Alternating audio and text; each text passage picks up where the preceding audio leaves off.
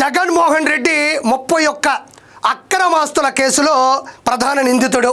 పూర్వం కొన్ని సంవత్సరాల క్రితం 16 నెలలు జైల్లో ఆ శిక్షకు గాను చెప్పకూడదన్నాడు. దీన్ని ప్రత్యేకంగా చెప్పనక్కర్లేదు. అయితే జగన్మోహన్ రెడ్డి ఇన్ని కేసుల్లో నిందితుడిగా ఉన్నాడు కదా. అయితే జగన్మోహన్ రెడ్డి ఆయన సీఎం అయిన తర్వాత మొదటి 2 నెలల్లో ఒకసారి మాత్రం కోర్టుకు హాజరయ్యాడు, సంతకం పెట్టి వెళ్ళిపోయాడు. ఆ తర్వాత ఏం మేనేజ్ చేశాడో, ఆంధ్రప్రదేశ్ని డ్యామేజ్ చేశాడో తెలియదు కానీ 6.5 సంవత్సరం తర్వాత ఇప్పుడు నాంపల్లి కోర్టుకి అంటే సిబిఐ నాంపల్లి కోర్టుకు వచ్చి సంతకం పెట్టే ప్రోగ్రాం పెట్టుకున్నాడు. నాకు తెలిసి లాయర్ చెప్పుకుంటాడు, సార్ మన పని అయిపోయింది, ఇన్ని రోజులైతే మేనేజ్ చేశాం, ఇక పోయే కొద్దీ మీ జీవితం డ్యామేజ్ అవబోతుంది, కాబట్టి మీరు అలా వచ్చి సంతకం పెట్టి వెళ్ళండి అన్నాడు. అయితే ఈయన మామూలుగా వెళ్తే నీ అమ్మ కూడా ఒక్కడే వెళ్తున్నాడు. అంటే ఇప్పుడు మన జనాల్లోకి పథకాల గురించో అంటే జనాల్ని ఓదార్చడం గురించో లేకపోతే వాళ్ళకి జరిగినటువంటి విపత్తుల గురించి వెళ్ళడానికైతే జనాలు కావాలి అనుకుంటాడు. ఓకే, మరి తప్పు చేసినటువంటి కోర్టుకు వెళ్ళడానికి సంతకం పెట్టడానికి కూడా జన సమీకరణ అవసరం అని ప్రజలు అడుగుతూ ఉన్నారు. మనవాడు ఏమైనా ఒప్పుకుంటాడా? 8 లక్షల రూపాయలు స్పెషల్ చార్టెడ్ ఫ్లైట్ వేసుకున్నాడు, బేగంపేటలో దిగాడు. ఇక్కడికి వచ్చే లోపల జన సమీకరణ ఎక్కడి నుంచి జన సమీకరణ వస్తారు? ఆంధ్రప్రదేశ్లో ఉంటే ఆ దరిదాపుల్లోనే ఉంటారు, మన పేటీఎం వాళ్ళు ఉంటారు కాబట్టి వస్తారు. మళ్ళీ రాష్ట్రాలు దాటితే వాళ్ళు యానించి రావాలా? జనాలు, భోజనాలు, వాళ్ళకి మళ్ళీ ఇంకా నీకు బీరు, బిర్యానీ ఇవన్నీ మేనేజ్ చేయాలి. అయితే జగన్మోహన్ రెడ్డి ఇక్కడికి వచ్చిన తర్వాత ఎలాంటి పరిస్థితులు వచ్చాయన్నది ఒకసారి మనం ఇక్కడ చూద్దాం. ఒకసారి చూడండి ఈ జనాలు ఇలా వైభోగం చూడండి.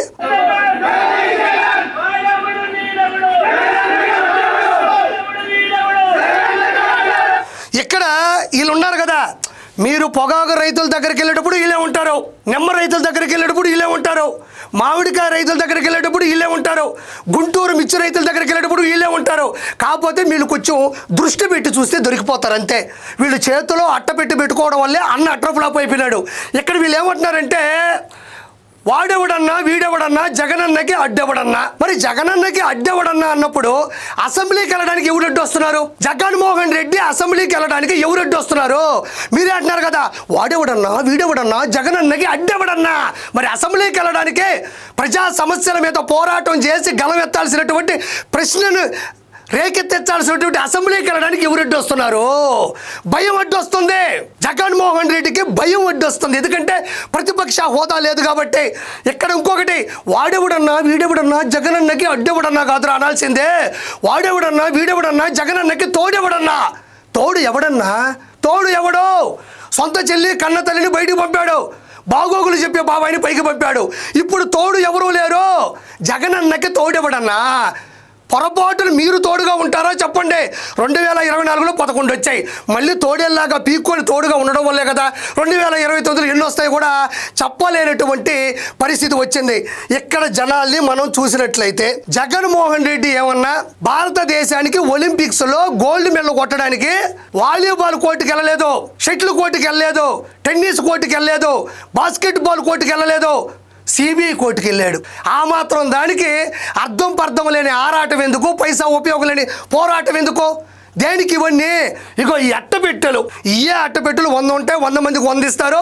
ఆంధ్రా నుంచి ఇక్కడికి వచ్చినా ఇక్కడి నుంచి ఎక్కడికి వెళ్ళినా కూడా వెనకేసుకుంటారు. అవి మాసిపోయి ఉంటాయి, సీకిపోయి ఉంటాయి, మొత్తం పాలిపోయి ఉంటాయి. అవి పట్టుకొని తిరగడం తప్ప మనం చేసేది ఏంది? తర్వాత ఇది చూడండి, ఇది ఆంధ్రప్రదేశ్ కాదు, తెలంగాణ రాష్ట్రంలో ఉండేటువంటి నాంపల్లి సిబిఐ కోర్టుకి వెళ్తుంటే మొత్తం జూనియర్ ఆర్టిస్టులు అంటే అసలు పిఆర్ఓ పాపం చచ్చిపోవాలా బతకాలా? జగన్మోహన్ రెడ్డి నువ్వు పెట్టుకున్న పిఆర్ఓ బతకాలా చావాలా? ఇదేమన్నా బాహుబలి సినిమానా? వీళ్ళందరినీ ఎక్కించుకొని వీళ్ళందరికీ అట్టపెట్లు ఇచ్చేది ఊరంతా తెప్పాలంటే వాళ్ళు సావాలా బతకాలా? నాకు అర్థం కాదు. ఇక్కడ చూడండి, ఇప్పుడు ఒక ఆవిడ వెళ్ళిపోయింది ఎటు పడి, మళ్ళీ మర్చిపోయారు తండ్రి. ఇక్కడ చూడండి, ఇగో ఈవిడెవరో చూస్తుంటుంది. ఇక్కడ పోలీసు వారు ఉన్నారు, ఓకే సెక్యూరిటీ ఇవ్వాలి తప్పదు. ఇక్కడ చూడండి, సెక్యూరిటీ ఇచ్చే జగన్మోహన్ రెడ్డి కాదు, జగన్మోహన్ రెడ్డి చేత ఎవరైనా చావబోతుంటే వాళ్ళని ముందుగా పసిగట్టి వీళ్ళు కాపాడుతారు. ఇక్కడ చూడండి, విడుదల రజని, ఈవిడ ఎక్స్ హెల్త్ మినిస్టరు, ఈవిడ చిలకలూరుపేట ఎమ్మెల్యేగా పనిచేసింది. ఈడ మనం గమనించినట్లయితే ఈ కోలాహలం చూస్తే నాకు ఒక వైభోగం గురించి గుర్తు చేయాలనిపిస్తుంది. ఇంతకుముందు క్రికెట్ ఉమెన్స్ వరల్డ్ కప్ జరిగింది, భారతదేశం గెలిచింది, ప్రపంచ కళ్ళల్లో నిలిచింది. ఆ భారతదేశం cricket world cup women's world cup గెలవడంలో ప్రత్యేకమైనటువంటి పాత్ర వహించినటువంటి శ్రీచరణి అనే ఒక అమ్మాయి, కడపకు చెందించిన అమ్మాయి, ఆ కప్పుని కొట్టిన తర్వాత రాష్ట్రంలోని ఎయిర్పోర్టుకు వస్తుంటే ప్రజాప్రతినిధులు, ప్రజలు, పత్రికా విలేకరులు, అభిమానులు తండోపతండాలుగా వచ్చారు. ఆ శ్రీచరణి గారు ఆ అమ్మాయిని చూడడానికి, భారతదేశానికి వరల్డ్ కప్ తెచ్చిన భాగంలో కష్టపడి దానికి దోహదపడింది కాబట్టి ఆ అమ్మాయిని చూడడానికి వచ్చారు. అది ఒక కారణం ఉంది. అక్కడ కారణం ఉంటే ఇక్కడ దారుణం ఉంది. అది కారణం, ఇది దారుణం. ఆ అమ్మాయి కూడా కడప నుంచే వెళ్ళింది. ఈరోజు దేశానికి గర్వకారణమైన కప్పుతో పాటు పేరు తీసుకొని వచ్చింది. అదే కడప నుంచి వచ్చినటువంటి జగన్మోహన్ రెడ్డి మాత్రం ఆంధ్రప్రదేశ్కి చెడ్డ పేరు తీసుకొచ్చాడు. నేను కడప పులిని, పులివెందుల పులిని, కడప కలెక్షన్ కింగ్ అని చెప్పా. నువ్వు ఉన్న ఒక్క రాష్ట్రానికి చెడ్డ పేరు తీస్తే ఆ అమ్మాయి అదే కడప నుంచి వెళ్ళి భారతదేశానికి కప్పు పట్టుకొచ్చింది. ఎంత తేడా ఉంది. జగన్మోహన్ రెడ్డిని కలవడానికి ఇక్కడికి ఎందుకమ్మా? ఎలాగో వస్తాడు కదా పంట రైతుల దగ్గరికి, కావాలని యాక్టింగ్ చేస్తూ ఎవరన్నా చనిపోతే వాళ్ళకి కాంస్య విగ్రహాలని పెట్టడానికి ఎలాగో వస్తాడు కదా, అక్కడ ఏడవచ్చు కదా ఏడుపు. మళ్ళీ ఈ ఎయిర్పోర్ట్లో ఎందుకమ్మా?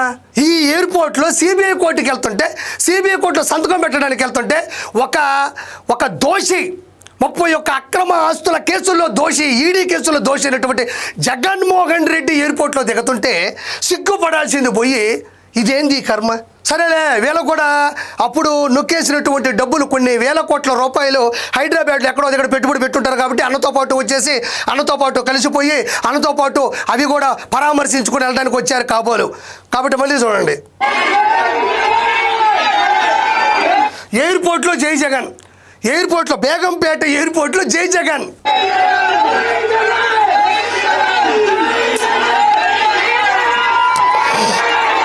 ఇక్కడ Jaganmohan Reddy route map Begumpet airport నుంచి పంజాగుట్ట, లగిడికప్పులు, నాంపల్లికి వెళ్తాడు, కోర్టులో సంతకం పెడతాడు, పట్టుమని 10 నిమిషాలు కూడా ఉండడు, అసెంబ్లీలోనూ 10 నిమిషాలు ఉండడు, కోర్టులో కూడా 10 నిమిషాలు ఉండడు. అయితే ఇక్కడ మనం ఇన్ని జగన్ జగన్ అని అరుపులు వినిపిస్తుంటే బయటోడు ఎవడన్నా చూస్తే ఏమనుకుంటాడంటే జగన్మోహన్ రెడ్డి రూట్ మ్యాప్ ఎలా ఉంటుంది అనుకుంటారంటే, జగన్మోహన్ రెడ్డి బేగంపేట ఎయిర్పోర్ట్లో దిగుతాడు, అమీర్పేటలో అనాథ పిల్లలకి అన్నదానం నిర్వహిస్తాడు, పంజాగుట్లో ఉండేటువంటి పేద ప్రజలకి ఉచిత ఇళ్ల పట్టాలు పంపిణీ చేస్తాడు, లగిడికాపూల్లో ఉండేటువంటి దివ్యాంగులకి ట్రైసైకిల్స్ ఫ్రీగా వాళ్ళ చేతిలో పెడతాడు. ఆ తర్వాత నాంపల్లికి వెళ్ళి అంబేద్కర్ గారి విగ్రహానికి పూలదండ వేస్తాడు. ఇలాంటి రూట్ మ్యాప్ ఉన్నప్పుడు ఇలా అరవడంలో తప్పు లేదు. సిబిఐ కోర్టుకి వెళ్తా ఉంటే ఏంది అరుపులు? శాలువా కప్పాల్సింది పోయి, అవార్డులు రివార్డులు ఇవ్వాల్సింది పోయి ఏంది అరుపులు? ఒక్కడు గుర్తుపెట్టుకో జగన్మోహన్ రెడ్డి, నువ్వు సిబిఐ కోర్టు నుంచి తప్పించుకుంటావేమో, సిబిఎన్ కోర్టు నుంచి నువ్వు తప్పించుకోలేవు. ఇక్కడ చూడండి,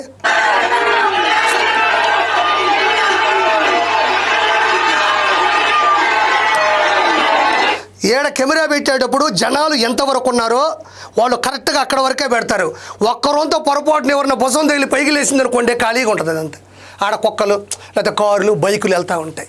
పొరపాటున ఎవడన్నా వచ్చింది జగనన్నేనా అని ఇటు కొట్టాడు అనుకో, కెమెరా ఇటు లేసింది అనుకో, అంతా ఖాళీ, మొత్తం ఖాళీ. జగన్మోహన్ రెడ్డి లైఫ్ లాగా అవతల పక్క రోడ్డు అంతా ఖాళీ. ఈ 10 మందికే కెమెరా కరెక్ట్గా పెట్టుకుంటాడు. ఆర్టిస్టులు కూడా ఆడాడే తిరుగుతుంటారు, ఆడాడి కింద చిన్న గీత గీసుకో ఉంటారు అనమాట. ఆడాడే తిరగాల, మళ్ళీ అటుపోతే ఇటుపోతే దొరకరు, మళ్ళీ వచ్చింది 10 మంది కాబట్టి. ఇక్కడ చూడండి,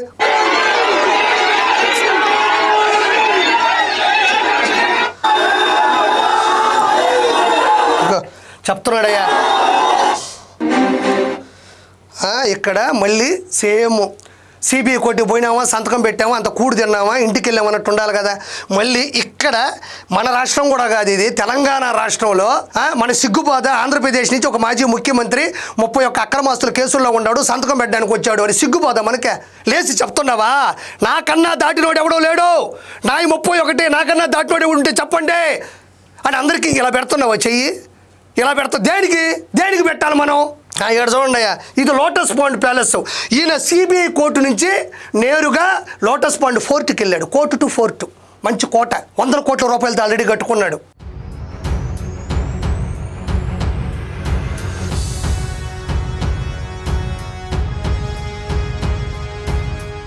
ఇలాంటి ఎన్ని ఇళ్ళు ఉన్నాయో ఆయనకే తెలియదు. ఎవరో చెప్పుకుంటాడు, అన్నో మనకు ఇల్లు ఉందన్నాడు. ఓ నీ అమ్మ పడవ, చాలా ఇల్లు కట్టాను, ఈ యొక్క ఇల్లు ఉందని వచ్చాడంటే ఈ ఇల్లుకి వచ్చి వెళ్ళిపోవాలి కదా. మళ్ళీ అక్కడ కూడా అదే జగన్మోహన్ రెడ్డి సీఎంగా ఉన్నప్పుడు తాడేపల్లి ప్యాలెస్ వైపుకే ఎవడన్నా వస్తే తాట తీసేవాడు, చెమటలు పట్టించేవాడు. తాడేపల్లి ప్యాలెస్ చుట్టూ ఒక 100 ఇళ్ళు ఉంటే నా దరిదాపుల్లో ఎవరు ఉండకూడదు, నాది రాచరిక పరిపాలన, నేను ఒక సీఎంని, నాకు థ్రెట్ ఉంది, ప్రపంచంలో ఎక్కడా లేనటువంటి ప్రగతిని నేను ఆంధ్రప్రదేశ్ వైపుకు అడుగులేపించాను, నా థాట్స్ అన్ని ఎవడన్నా పట్టుకెళ్ళిపోతాడు, కాబట్టి ఈ దరిదాపుల్లో కూడా ఎవడు ఉండకూడదని 110 ఇల్లు ఆ దరిదాపుల్లో ఉంటే పేదవారి కడుపు కొట్టి పక్క పంపించేశాడు. కానీ ఆ రోజు జనాలు నిన్ను చూడడానికి ఇష్టపడలేదు. కానీ ఈ రోజు మాత్రం కావాలని లోటస్ పాండ్ ప్యాలెస్ లోపల పంపించి అక్కడ అందరూ రాగానే అంటున్నాడు. అంత యాక్టింగ్ కదా ఇది? ఏ సినిమా ఇండస్ట్రీలో వాళ్ళు బతకబడలేదా? వాళ్ళ కడుపు కొడతావా? వాళ్ళు ఎంత కష్టపడి కృష్ణానగర్లో వచ్చి రేయం పగళ్ళు అన్నానికి లేక కష్టపడి మేకప్ ఆర్టిస్టులుగా పనిచేసి అక్కడి నుంచి సినిమాలకు సంబంధించినటువంటి ఆడిషన్స్కి వెళ్ళి వాళ్ళ తెలివితేటలతో డాన్సులు, డైలాగులు ఇన్ని నేర్చుకొని ఓర్చుకొని 10 సంవత్సరాల తర్వాత వాళ్ళ సినిమా ఇండస్ట్రీలో హీరోలు అవుతుంటే నువ్వు ఒకేసారి వచ్చి ఈరోజు హీరో అవుదాం అనుకుంటే సినిమా ఇండస్ట్రీ నేను ఎలా ఒప్పుకుంటుంది? Yes, you are the legendary artist. నువ్వు లెజెండ్ ఆర్టిస్ట్వే. కానీ ఇండస్ట్రీలో ఉన్నటువంటి ఆల్ స్టార్స్ ఏమైపోవాలి? సినిమాలో ఉన్న స్టార్స్ అంతా ఏమైపోవాలి? ఏం the acting hates like this expression. What is that? What is that? పరదాల మధ్యన తిరిగిన నువ్వు, పచ్చడి చెట్లని నరికేసిన నువ్వు, ఏడకొచ్చి లోటస్ పాండ్ ప్యాలెస్ లోపలికి జనాలు రెప్పించి wow what a great and idea and Oscar level performance, all stars are gone to ఆకాశం. I don't like your behaviour. చూడండి అయ్యా, 9 ఫోటో చూడండి, 9 ఫోటో. పార్టీ గెలవక ముందు మాత్రం, అంటే పార్టీ పెట్టక ముందు, పార్టీ పెట్టేటప్పుడు గెలవడానికి అవకాశం కోసం మాత్రం 9 ఫోటో. రాజశేఖర్ రెడ్డి గారి ఫోటో సోషల్ మీడియాలో ఉండేది, పత్రికల్లో ఉండేది, ఆడ చూసినా ఆడ పెట్టేవాడు, జెండాలో అజెండాలు అన్నింటిలో పెట్టేవాడు. గెలిచిన తర్వాత ఎక్కడా లేరు రాజశేఖర్ రెడ్డి గారు. ఇప్పుడు ఓడిపోయాడు కదా, ఎంతో కొంత సెంటిమెంట్ వర్కౌట్ చేయాలి కదా, వెంటనే ఫ్రేమ్ వచ్చేసింది. నాయన జగనన్న, నాయన నేను రాజశేఖర్ రెడ్డి గారిని తప్పుగా మాట్లాడలేదు, నన్ను క్షమించండి. ఇక్కడ చూడండి, రాజశేఖర్ రెడ్డి గారు, జగన్మోహన్ రెడ్డి గారు ఫ్రేము. అంటే మళ్ళీ సెంటిమెంట్ వర్కౌట్ చేద్దాం అనుకుంటున్నావు. సెంటిమెంట్ వర్కౌట్ చేస్తే గెలిచేంత సిమెంటు మన దగ్గర లేదమ్మా, లేదు. సిమెంటు కంకరేసి ఇసకేసి సిమెంట్ వేసి రోజులు పోయినాయి.